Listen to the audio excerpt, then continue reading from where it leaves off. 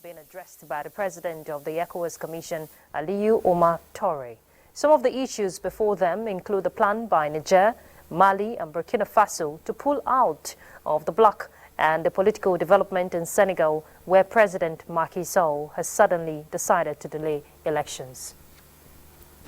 Excellencies, while we were preparing for this MSC session, another worrying development emerged in the Republic of Senegal. These unfolding events in the region are posing challenges that risk threatening stability in our countries. Consequently, an additional memoranda has been prepared on the situation in the Republic of Senegal for Your Excellency's consideration.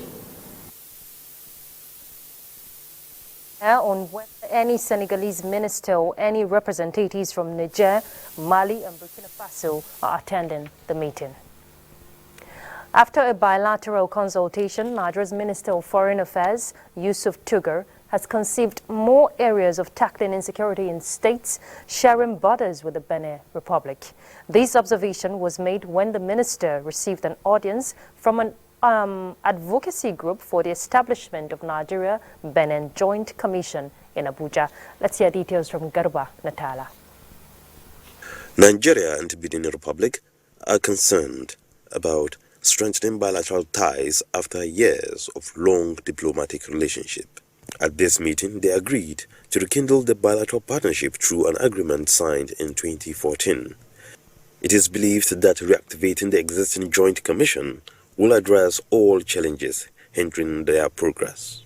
And by presenting this proposal, suggests establishing a permanent joint commission that will fast-track the implementation of several agreements worked out in the past years. We have seen that the issue of security is increasingly tied to deficiencies in development, in standards of living in border areas, because this is where sometimes insurgencies and unrest hide to incubate. We believe that even along the corridor, people can form associations on their own.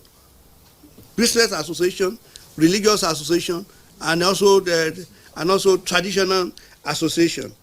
To this effect, both parties encourage the involvement of the private sector, traditional rulers, civil society groups, and the media in ensuring the success of the initiative, where Nigeria and Benin Republic can leverage their mutually beneficial relationship. In Abuja, Garba Muhammad Natala, NTA News.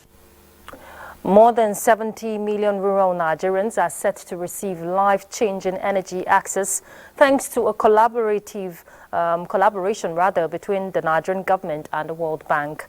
This transformative initiative promises to bridge the gap in energy provision and unlock new opportunities for sustainable economic growth in Africa. Ineka Oko reports. Imagine the impact of a world where children can study after sunset, where healthcare facilities are equipped to save lives, and where small businesses can thrive with the aid of electricity. This is the vision driving the efforts of the World Bank and the Nigerian government, a vision that promises to uplift communities and unlock their potential. Good morning, everybody. This meeting of West and Central Africa Ministers of Finance and the World Bank Group in Abuja is to accelerate progress in key sectors of the region's economy, as well as develop a convincing plan on how additional resources can help countries overcome development challenges. The role of the World Bank is more important than ever. We exist in order to work with you hand in hand toward the best achievable results for the long-term prosperity of your countries. IDA's financing to Sub-Saharan Africa has grown from about $2 billion in 2000 to $10 billion in 2010 to $28 billion this year. So we're here to discuss that funding. We're here to discuss electricity access.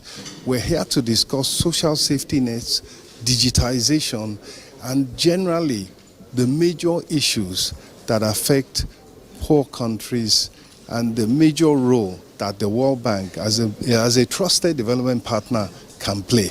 For Nigeria's Finance Minister and Coordinating Minister of the Economy, the commitment to expand energy access is not just about wires and watts, but about empowering people and fostering sustainable development for generations to come. In Abuja, Neka Oku, NTA News. From the legislature, the House of Representatives has passed a resolution asking the federal government to put on hold any proposed plan to recall the heads of chancery from Nigeria's foreign missions abroad. Adopting a motion of urgent national importance by Representative Umar Shehu Ajilo, the House at Thursday's plenary notes that recalling heads of chancery who are currently manning Nigeria's foreign missions abroad could be misinterpreted in diplomatic cycles. To recall all Nigerians head of chanceries at this time, Nigeria has no ambassadors. Having earlier withdrew on all ambassadors on her foreign missions will give credence to the dangerous assertions of a political instability back home that will be hazardous to Nigerian diplomatic relationship with other countries and a huge disservice to Nigerians abroad who may need their services. This motion is referred to the Committee on Foreign Affairs for further legislative input. The House mandated its Committee on Foreign Affairs to liaise with the Minister of Foreign Affairs with a view to resolving all issues in respect of Nigeria's foreign missions and report back to the House for further legislative actions. The automation of passport application and processing by the Nigerian Immigration Service is expected to expedite passport acquisition for Nigerians and eliminate corruption as designed. Shola Wahid, who visited the Kwara State Office of the NIS in Ilorin, reports that the initiative has increased enrollment for those requiring Nigerian passports. The launch of the automated passport application portal a few weeks ago attracted a big sigh of relief among Nigerians, especially those who have had to navigate through harrowing experience to obtain their passports in the past. With the opening of an online portal, applicants only need to visit the immigration office for capturing. It is tedious that time to me, but now I believe it's something that is a welcome development. This is a great opportunity and an easy form. The NIS and the Minister of Interior, we say we should give them the credit for introducing this. The era of too much paperwork, third-party interference, and extra cost, according to the Controller of Immigration, Kwara Command, is gone. At the comfort of your home, with your computer or handset, you can make your application. Just go to our website, full passport, and then fill and after that, it will give you appointment where you just come and do your biometrics and go. The automation is already attracting more applicants as Kwara office now processes an average of 400 applications daily.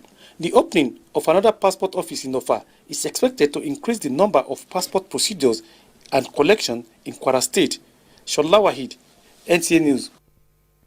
From the Judiciary scene, the Legal Practitioners Disciplinary Committee has ordered that a legal practitioner, Golden Terminal, be expelled for alleged misconduct in the discharge of his duties. Olabode Arewa will tell us more about that. Acting under his statutory powers to discipline erring legal practitioners under the Legal Practitioners Disciplinary Committee rules of 2020, the body entertained 4 petitions filed by some concerned members of the public against 3 legal practitioners, accusing them of professional misconduct. The first one was filed by one Bashir Suleiman against Chinedu Evaristos Ugwowo, alleging misconduct against him. Also, a certain Professor Benjamin Babatunde Adeleke filed a petition against the chairman of Osun State Independent Electoral Commission, Ashim Abioye, alleging misconduct in his public actions.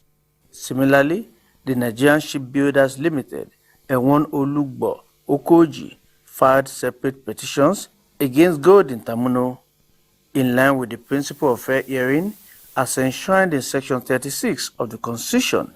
The tribunal sat and gave the concerned legal practitioners opportunity to defend themselves. After exhaustive proceedings, the tribunal, led by Justice Ishak Bello, was able to establish that a prima facie evidence had been established against Golden Terminal and ordered his name to be struck off the roll of legal practitioners in Nigeria. However, Ashim Abioye and Chinedu Evaristos Ugwowo were found not to be liable of the allegations. Any lawyer they briefed or they engage for his services, the only thing that he's entitled to is his bill, payment of his bill. Outside that, he has no right to tamper with their own right, which has gone into his own possession. From time to time, the Nigerian Bar Association, through its organs, ensures that members are kept on the path of ethical conduct, as a legal practitioner is expected to be fit and proper. In Abuja, Olabode Arewa, NTA News. All right, let's head to Lagos to join Michael. He has our next set of reports. Michael? Thank you, Ruth. Some Nigerians have reacted to the recent court ruling requesting the federal government to fix prices of petrol and other listed commodities as specified in the Price Control Act law of the Federal Republic of Nigeria.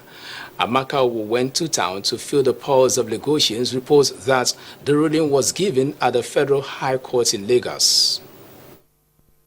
The plaintiff in the matter, human rights activist and senior advocate of Nigeria, Femi Falana, filed a suit against the federal government in May 2023, requesting the government to fix prices of fuel, diesel, sugar, salt, among other listed items, as failure or refusal to do so contravenes Section 4 of the Price Control Act's Laws of the Federation of Nigeria, 2004. A cross-section of Nigerians have reacted to the court order. A very good move, because the price of things now are very, very expensive. Even common men cannot even take back from here to there, cannot even enter bus stop. Pure water is 300 naira. Where does that even happen? So I think him giving the government like 7 days to do the necessary. You cannot enforce a declarative judgment, sir. Do you understand? It seems you don't understand. I do. So a declarative judgment cannot be enforced. Okay. For what to get to the enforcement is the federal government to understand the plight of Nigeria, come to realize, to go to the reality. The federal government does not need a court judgment to know what ought to be done. Some group of person will wake up in the morning and just inflate the price of anything in the country, and that stands. You understand? And the judgment given is a victory for the masses. We have laws and we don't put them into action. So it's a good step, and there are many other areas too where the law gives much power to the people. Some others say they are unaware of the recent judgment. They, however, bear their minds. As an economist, for me personally, the economy is going to get better, but it's not going to happen just in a day. We have to go through the phase. If anything that will make the situation of the country be okay for citizens to live well. I think it's fine by me. The government, on its part, promises to provide useful solutions in the interests of Nigerians. In Lagos, Amaka O, NTA News. For a mega city like Lagos, urban planning and conformity with building regulations are major ways of maintaining standard for ease of access in emergency situation. Experts say many high-rise buildings in Lagos are not safety compliant. Joe Popola in this report examines the implications of these and how to forestall reoccurrence of the recent fire incident at Mandelas in Lagos Island. Every city has a development template or master plan guiding the construction of houses, including where and what can be constructed in a particular area. With growing population, increase in housing demands, coupled with the need for makeshift structures for small businesses, illegal structures have become a festering sore. Experts say one of the major prerequisites for approval of any high-rise building is safety to guarantee quick emergency response. Multi-story structures are a bit peculiar in the sense that there are a lot of requirements expected of them to be met. And this will continuously ensure that those standards are met in terms of having necessary firefighting devices in place. We have instances where development precedes planning. For instance, in Lagos, there are many development plans, but the one for micro plans that will indicate where exactly you can build and what you can build, and we don't have many of that. With the sad narrative of the Mandelas fire, where emergency responders could not easily assess the site of the incident, government is determined to change this unwanted narrative.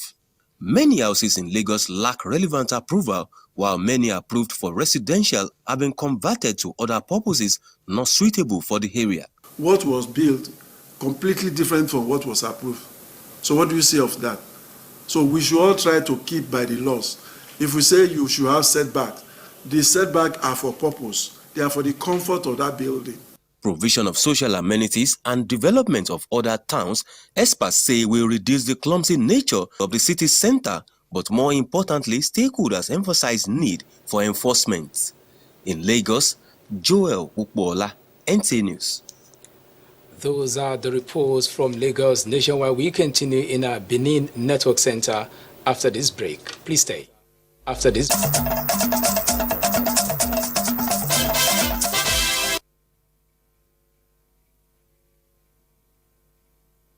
And welcome to Benin. A 13-year-old victim of human trafficking and 2 suspected recruiters involved in the case have been handed over to NAPTIP, Benin Zonal Command, by the Nigerian Immigration Service, Edo State Command. The controller, Uba Waziri PCC, confirmed the victim was rescued along the Seme border. The report. The Nigerian Immigration Service commenced investigations following a complaint it received on the 23rd of January this year by 48-year-old Ekato Ugbemudia, father of the victim. He accused 2 sisters, Blessing Maxwell and Peace Maxwell, of attempting to take his daughter, 13-year-old Ruth Ugbemudia, to Cotonou, Benin Republic, through Seme waterways without the consent of her family. This is a case of minor luring in primary 5, luring another minor to be taken as a worker to Benin Republic, to Cotonou, to a procurer. So we were able to track them down from the Seme border and we brought them here safely. The suspects, who deny any wrongdoing, allege that the victim claimed to be an orphan. The girl told her that she don't have money to pay her school fees. So the girl said she's looking for a way to travel. She told me that I should not inform my parents.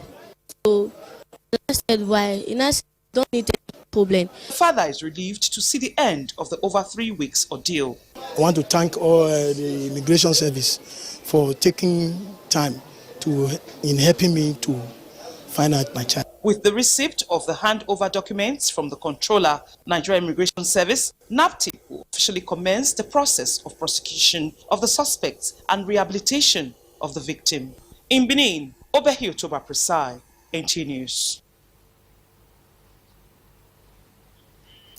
The leadership of the State House of Assembly has assured the Edo State Police Command of legislative support in fighting crime and criminality in the state. Goodluck Enaini completes the report. The Speaker, Blessing Agbebakun, and some legislators who were at the command said their visit is to synergize with the police in fighting crime and criminality in the state. We came here to let him know that we will not leave him alone in the pursuit of making sure that our people, they are secured. Lives and properties will be secured. Commissioner of Police Edo State, Funsho Adegboye, commended the visiting lawmakers for the gesture. He has assured us of their support and synergy in form of legislation, and by God's grace, the people of Edo State will soon continue to live their life without fear or favor or intimidation. Meanwhile, police paraded 3 suspects for allegedly obtaining money under false pretense and court-related offenses. So I don't do like 1 week. Now I can reason and say the thing that they do for our side, where I come from, Lagos, from Mushin. Say if I do it for you, say whether I go fee get small money, or I go fee go get. This matter, I know is where I come. All this thing happen. The Commissioner of Police assured that the fight against criminality in the state is a continuous exercise and sued for continuous support. In Benin, Goodluck Enaini, NTA News. And that's it from Benin for now. Nationwide continues in Abuja with Ruth. Thank you very much, Obehi. All right. Earlier at the start of the news, we told you of the extraordinary emergency meeting by ECOWAS to discuss rising issues on politics, especially in the region. So we have our correspondent joining us via telephone, Kelvin Ehunwahe, to fill us in on the outcome of the meeting. That is if they are done, but Kelvin will tell us about that. Kelvin, please go ahead. What's the latest you gathered? Yes, Ruth. At the moment, the closed-door meeting is still on. They are about now members of the mediation and Security Council are about now adopting the resolution from that closed-door meeting.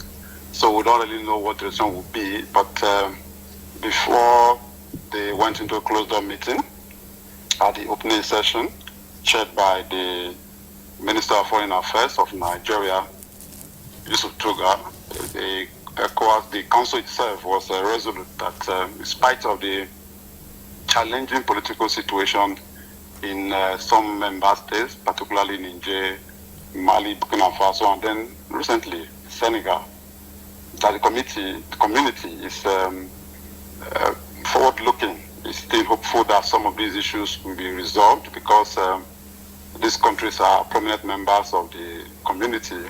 And of course, that of Senegal is also worrisome because the election were initially scheduled for 25th of this month, and following the postponement of that election by President Macky Sall, the Parliament of Senegal just ratified the postponement of the election up till December this year. And that ECOWAS says is unacceptable, but how they are going to respond to that is what I'm looking forward to in their resolution that will soon be released. Okay, and Kelvin, of course, you've just stated solutions they're trying to profile regarding the Senegal issue in the delay of its election. But did you gather any string of information regarding what they may likely conclude to?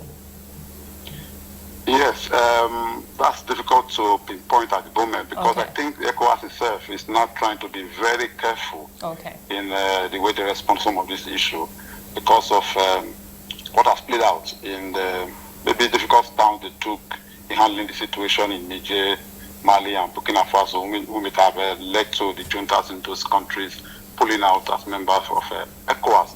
I don't think they want to toe that line again. The president of the commission was emphatic that dialogue will now be the priority, but it's hopeful that the authorities in Senegal, because Senegal is reputed for stable democracy and political stability. And so what is happening now is taking everybody by surprise.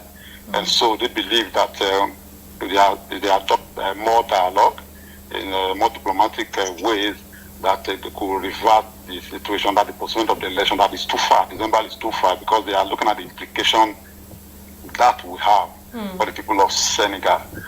Because ECOWAS is saying that they must respect the rights of the people to freely elect who govern them, and that to willfully just postpone election till December, extending the tenure of the incumbent without constitutional backing, is unacceptable. Okay, Kelvin, just before I let you go very briefly, did you notice if the Mali, Niger and Burkina Faso representative were present at the meeting? Yeah, as far as I can tell, during the opening session, no member of these countries were there. Okay. But yes, they were not. All right. Thank you very much, Kelvin, for that insight and update. We'll definitely get more outcome, probably much later. Thank you. Thank you. All right. Our correspondent there filling us in on the extraordinary emergency meeting ongoing at the moment for ECOWAS at the ECOWAS Secretariat. All right, we'll turn to other issues. The federal government says it has taken measures towards addressing food inflation in the country. Nasarawa State Governor Abdullahi Sule said a fallout from a security meeting resolved that security agencies should go after hoarders and speculators of foodstuff nationwide. Musa Baba Aliyu will tell us more about that. Nigerians have continued to raise concerns over the high cost of food items in the country, with inflation going above 100%. I want to buy before for 100 naira, it's now maybe 150. Investigations by relevant government agencies indicate that the country is not facing food scarcity, but the activities of hoarders is affecting prices of food items nationwide. Governor Abdullahi Sule of Nasarawa State says the food security meeting chaired by the Vice President Kashim Shettima discussed immediate measures to be taken to address the high inflation rate. There are a lot of people actually that are hoarding a lot of food items, hoping that the prices actually should move up. So I think the NSA yesterday, during our meeting of the governors, has also indicated that Mr. President is interested in ensuring that we go and check and make sure people are not hoarding food items, and where such things are found, people will be penalized.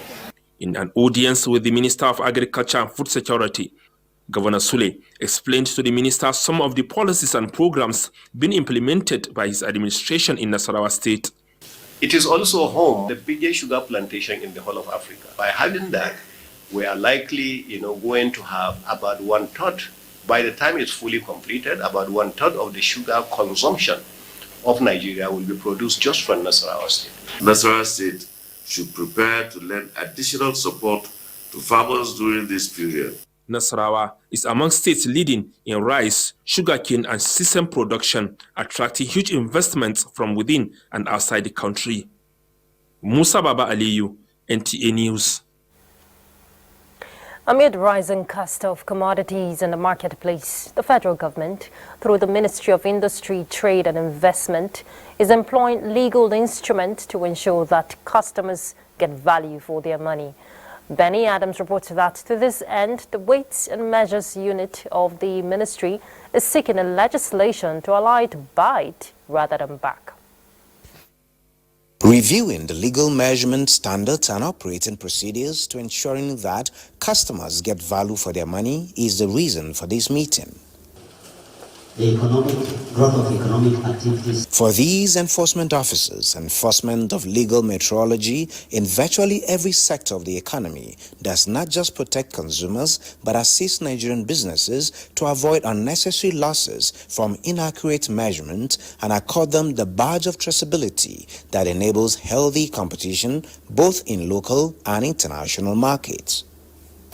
The first priority of this administration is to reform the economy to deliver sustainable and inclusive growth. To achieve these set objectives, they say there is the need to review existing laws to enable effective and efficient service delivery. Our challenge is not just to keep pace with change, but to stay ahead of it, and then to be the architects of a legal metrology framework that not only meets the current needs, but also anticipates any future challenges. While looking forward to legislative amendments that will upgrade the unit to an agency, there is also the expectation that from the much revenue generated for Federation account, 20% can be retained. In Abuja, Benny Adams, NTA News. All right, let's head to Kaduna to join Mohammed Umar Ajingi. Thank you very much for joining us in Kaduna. The Nigerian Armed Forces will establish new military formations in Bindungwari and Zangon-Katab local government areas of Kaduna State to enhance security in the general area. The Kaduna State Governor Obasani disclosed these developments during a meeting with members of the State Council of Elders led by Major General Zamani Lokot and Abubakar Mustafa. The report. The Kaduna Elders Forum are here at the Government House Kaduna again to congratulate the governor for the victory at the Supreme Court and to also discuss strategies to strengthen collaboration to support the state government in delivering its 7-point agenda of providing social amenities and ensuring the security of lives and property of their citizens. Call on the very good people of Kaduna State to give all the support they can render for this government to succeed. This government requires support for peace to prevail. All hands on deck approach will surely bear results. Another good point that impressed us was your determination to return all out of school children back to school. The governor informed the elders that the state government, while collaborating with the military to enhance security in the state, is working towards providing infrastructure, particularly at the rural areas, to improve the well-being of the citizens. The most important aspect of non-kinetic approach is good governance, like I always said. No matter how much we talk and try to talk about peace, if we don't look at the area of good governance, we will never end the problem of security in the northern Nigeria in particular. We are setting security trust fund. In our first meeting, we made it clear that government alone cannot address the problem of insecurity. We need the support of everyone. The governor says the African Development Bank has also indicated interest to support the state health sector by providing the primary health care facilities across the state with the required support to improve healthcare services. Personnel of the Nigerian Navy School of Armament Technology, Kechia, on top and search patrol have arrested 5 suspects with trailers loaded with vandalized railway tracks along Kechia-Kaduna Road. Dauda Muhammad reports that the commandant, Nigerian Navy School of Armament Technology, Kechia, Commodore Harry Aromaren, has handed over the suspect and the vandalized tracks to the Nigerian Security and Civil Defense Corps. His report. Nigerian Navy School of Armament Technology, Kachia, is one of the several military formations engaged in internal security operations. Naval personnel acting on credible intelligence at one of its checkpoints stopped a convoy of 3 trucks and upon searching discovered vandalized railway tracks concealed underneath animal feed at cattle crossing along Kachia-Kaduna Road. Though some of the suspects escaped, 5 were arrested and 3 trucks confiscated. Actually, thing is that when I get there, the load was there, but they didn't even tell me they want to load. They asked me to go and buy food. So when I come, it was my boy that said they have already been to truck before I not stop them. We are going to Lagos. While handing over the suspects and exhibits to the representative of the Nigerian Security and Civil Defense Corps, Commodore Henry Aromare reiterated the Nigerian Navy's resolve to continually ensure the arrest of all those partaking in illegal acts within its operational environment. Nigerian Navy will not relent in her effort to rid the country of criminals. To continue with the investigation. From the investigation, I want to assure the general public that they will be prosecuted. The subsequent arrest by the Nigerian Navy and the handover of the suspected vandals to the Nigerian Security and Civil Defense Corps is interagency collaboration in action. And what this means is that criminals, vandals, and other elements operating within this zone are warned to keep off. From the Nigerian Navy School of Armament Technology, Kachia, Dauda Mohammed, NTA News. And that's our contributions from Kaduna. Back to Ruth, Aguele and Abuja for the continuation of NTA News Nationwide. Thank you.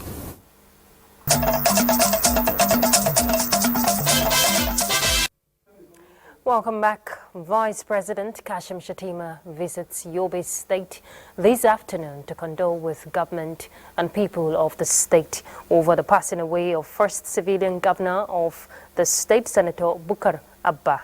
Received by Yobe State Governor May Malabuni at the Muhammadu Buhari International Cargo Airport, Damaturu. The Vice President was accompanied on the visit by the former Secretary to the Government of the Federation, Ambassador Babagana Kingibe, among other dignitaries.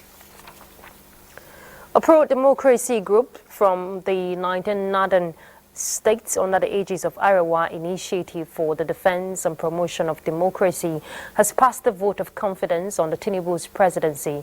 The group, led by Professor Shehu Abdullahi Ma'aji, says Northerners are fully in support of President Tinubu's policies and programs aimed at putting the economy in the right trajectory.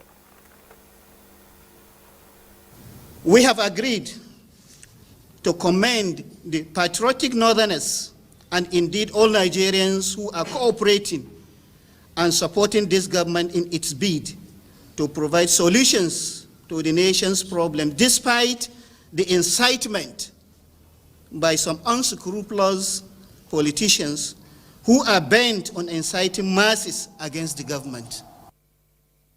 The group regrets the economic situation inherited by President Tinubu, occasioned by the dwindling fortune of crude oil, Russian-Ukraine war, and other challenges which the president has shown commitment to surmount. Those disgruntled politicians and other unpatriotic elements who have perfected plans to mobilize bogus civil societies, organizations, to stage phantom protest across the country to smear the image of this administration should stop their evils and machineries.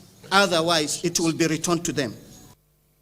The group advised those yet to key into the realities in the government's renewed hope agenda to have a rethink and embrace the administration for the rapid socio-economic development of the nation. Still from the political scene, a high-level APC body has described the ill-motivated protests in Kano and Niger states as a clear attempt to undermine the APC economic and recovery plan, which is already yielding reliefs and driving critical reforms.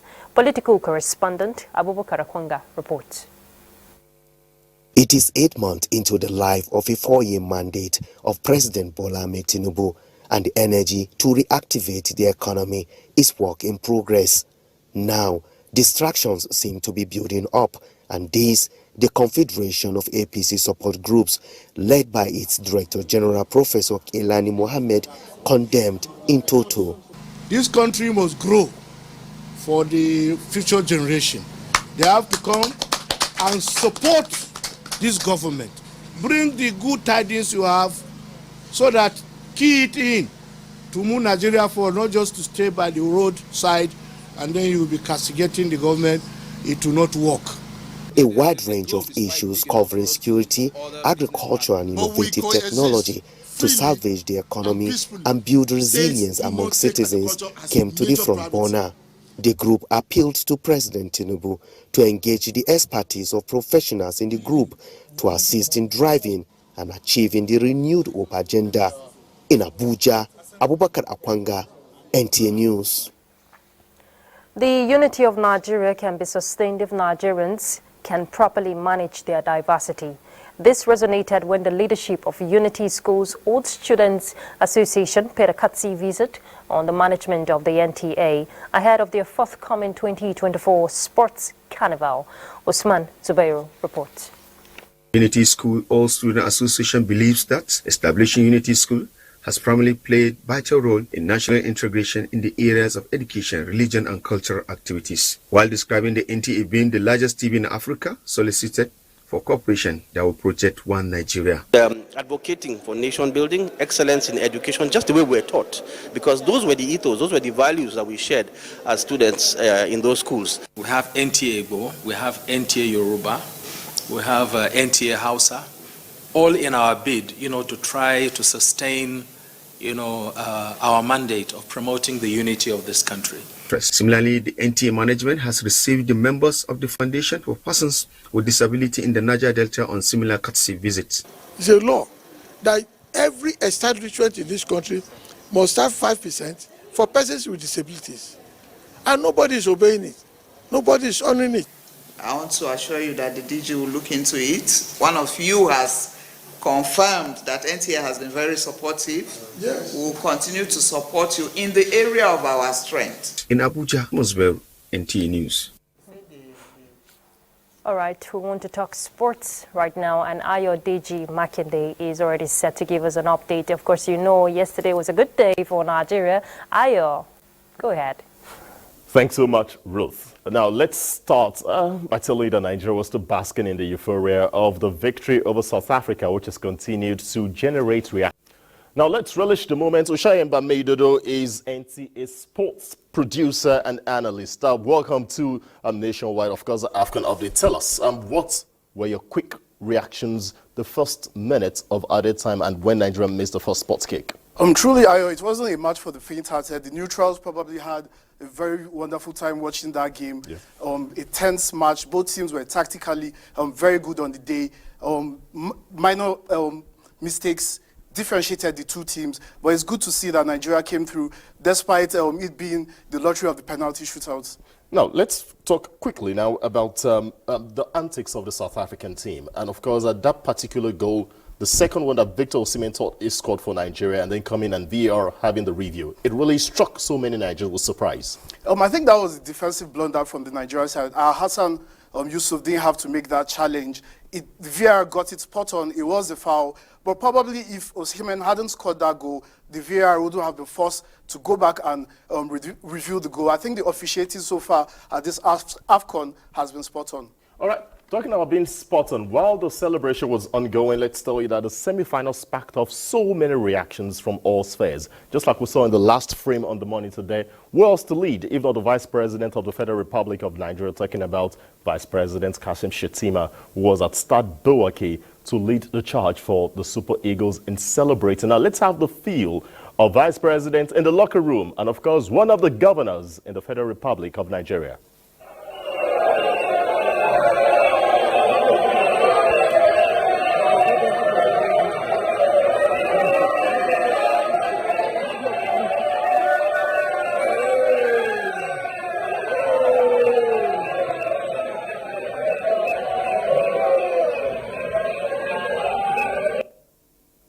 All right, that's Governor Ademola Adeleke there. But Usha, the feelings seem to be the same in Abidjan, in Nigeria, and everywhere around the world where there is a Nigeria. Now, people are not talking about tribe or ethnicity. We've not had a lot to smile about in Nigerian football for a while. So this victory, you can see celebrations all around the world. Even people being affiliated, having spouses that are Nigerian, are now wearing the Nigerian jersey and flying the Nigerian flag high. I can't wait for the final on Sunday, rather. That's going to be another tough match against Cote d'Ivoire. We know they are the host team there. It's not going to be easy for the Super Eagles. Well, one more step to go, but let's also tell you that the host country, Elephants of Cote d'Ivoire, are through to the final of the Africa Cup of Nations after they beat the Leopards of Democratic Republic of Congo by a goal to nil. Now, that match that was played out there in Abidjan saw Max Gradel doing very well from a very difficult angle to set up Sebastian Haller, who was a striker for Borussia Dortmund, to score from one of the most impossible angles in a game that now sees the Elephants of Cote d'Ivoire march into the final. Remember, they managed to squeeze into the round of 16 to reignite the passion of a nation that was at the verge of exit 3.5 weeks ago. Gradel hangs it back. Haller at the back post. Haller goal! Sebastian Haller. Cote d'Ivoire are in the lead. All right, so it will be Nigeria against Cote d'Ivoire again. Now the heartbeat is really beating fast. Just one more win and it will be 4th AFCON title for Nigeria, Usha. Yeah, Cote d'Ivoire, they have the experience, we have the talent, and we have Stanley Nwabali in the goal. So I think it's going to be a tough, tight match. but Nigeria should come home with the trophy. Now, let's tell you that as the tournament has progressed over the last 3 weeks, bam, that's the Super Eagle, but now they're called the Super Eagles. The muscles have been growing big because they've been beating even teams that no one gave them the chance to beat. Now, Usha Hemba, against the Elephants of Cote d'Ivoire, the Eagles soared high. Now they're going to be playing again. The muscles are looking bigger now. What can we expect? Elephants and the Eagle. I think for the first time we are going to see an eagle lift up a very mighty elephant and bring it together with the trophy back to Nigeria. Now, what should we be looking out for? Many Nigerians will be worried when we got the news that he might get injured and not be able to play. That's talking about the African Footballer of the Year. Victor Osimhen, just the goal seemed not to have come because of offside and VAR reviews. Do you think this can be a Victor Osimhen final? Yes, it can. I think he hasn't scored so many goals. Most of his goals have been ruled off one way or the other. He has to show Africa what he's made of. I think he's going to come good in the final. But even if he doesn't play, we have Iheanacho, we have Terry Murphy on the bench. I think Nigeria is stacked in the attacking department. All right. Victor Osimhen, Nigeria versus Cote d'Ivoire, Sunday, February 9 p.m. at the Olympic Stadium of Ebimpe. It will be live on the network service of the Nigerian Television Authority. Let's thank Usha Mbamidudu for creating time to come on AFCON Updates. It's always a pleasure. All right, and now we have to go back to Ruth Aguele for the rest of Nationwide. Remember, we're back again at 9 p.m. for more of AFCON Updates. All right, Ayo, I look forward to all the excitement come Sunday. And of course, you know, there were sad reports yesterday when Nigeria was playing. You know, when you're watching that kind of match, it's just so disheartening when you see that there's no hope. But thank God there's hope. But unfortunately, it is with a heavy heart that President Bola Tinubu received the news of the passing of Dr. Cairo Ojogbo, former executive director of Niger Delta Development Commission, that is NDDC, who died yesterday. Dr. Ojogbo was a member of the House of Representatives between 2003 and 2007 and an APC leader in Delta State. A statement by presidential spokesman Ajuri Ngelale says the president condoles with his family and Delta State over the loss and prays for the repose of the soul of the deceased. And that's where we call it a day on Nationwide. Thank you for your company. I'm Ruth Aguele. Bye.